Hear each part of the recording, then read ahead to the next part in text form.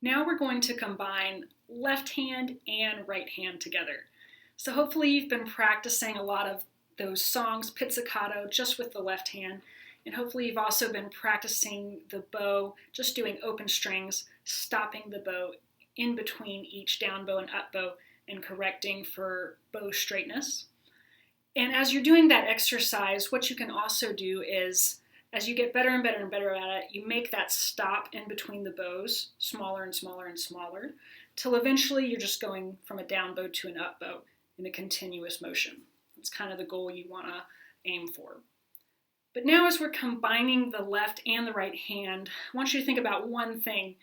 Right now, your left hand probably is moving a little slower than your bow. You can move your bow down and up pretty quickly, but your left hand right now may be a little slower because it takes a little extra time to get that finger down in the right place.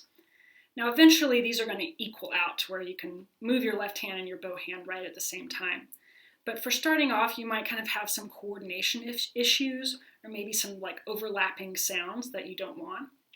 So at first what we're going to do is we're always going to stop the bow, then place the finger, then move the bow for the next note.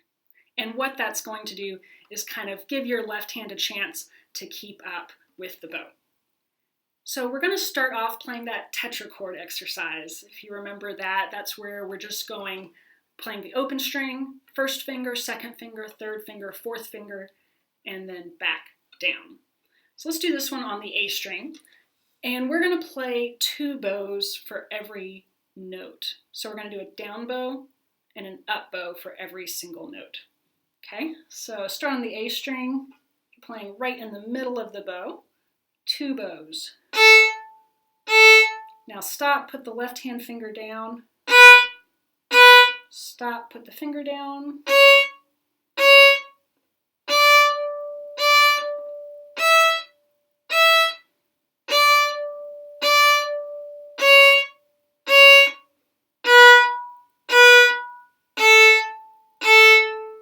Just like that. Now a couple issues you may be running into is hitting other strings, which is very common.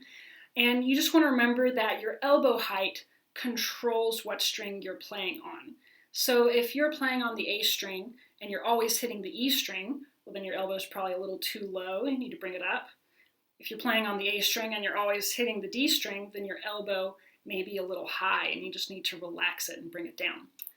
But another thing to think of is your elbow height might be correct, but as you're drawing the bow, it may be kind of wobbling and kind of hitting the other string. So you want to think each string has this kind of imaginary plane that it needs to stay in, and you can't get into the other string's level.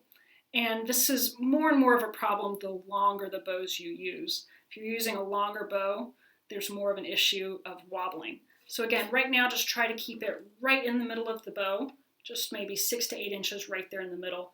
That's going to help you control.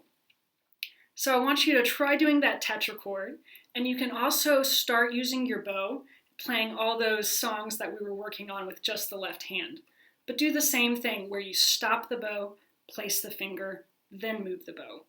And as you get more comfortable, you can make that stop less and less and less until you probably take it out altogether. And I also know that maybe some of you aren't kind of that Mary Had a Little Lamb type of people. You maybe like some different songs. I totally understand. So I want you to take a look at my website. I've got some other easy songs that I've written down just using numbers, not music notation. That way you can just focus on the basics of playing and not get distracted with reading music. So I'll put a link below and you can check that out as well.